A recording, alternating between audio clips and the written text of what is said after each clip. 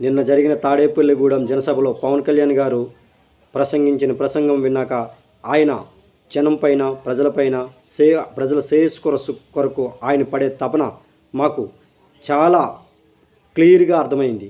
ఆయన ఆశయాలు ప్రతి గడపకు వెళ్ళడానికి, వైసీపీ అవినీతి ప్రాబ్లం ప్రతి గడపకి తెలియజేసేటట్లుగా ఈ జనసేన నాయకులు కానీ జన సైనికులు కానీ తీసుకోవడానికి మేము సంసిద్ధంగా ఉన్నాము. వైసీపీ వాళ్ళు ప్రతిసారి సిద్ధం అంటున్నారు, దానికి మేము ఎప్పుడు సిద్ధంగానే ఉంటాము. మీరు సిద్ధంగా ఉండండి. 2024 ఎలక్షన్లో మీరు ఓడిపోవడానికి, మీ మూటములు సర్దుకోవడానికి సిద్ధంగా ఉండండి అని కూడా మేము పిలుపునిస్తున్నాము.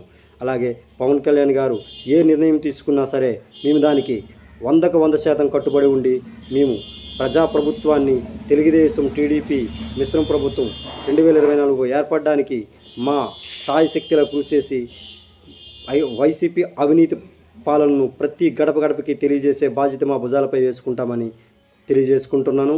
అలాగే 2024లో మిశ్రమ ప్రభుత్వం రావడం తథ్యం. ఏ జన సైనికులు, ఈ జనసేన నాయకులు కానీ సాధారణ కార్యకర్తలు కానీ భయపడొద్దనే పిలుపు పవన్ కళ్యాణ్ గారు ఇచ్చారు. మేము భయపడే ప్రసక్తే లేదని ఈ సందర్భంగా తెలియజేసుకుంటున్నాను.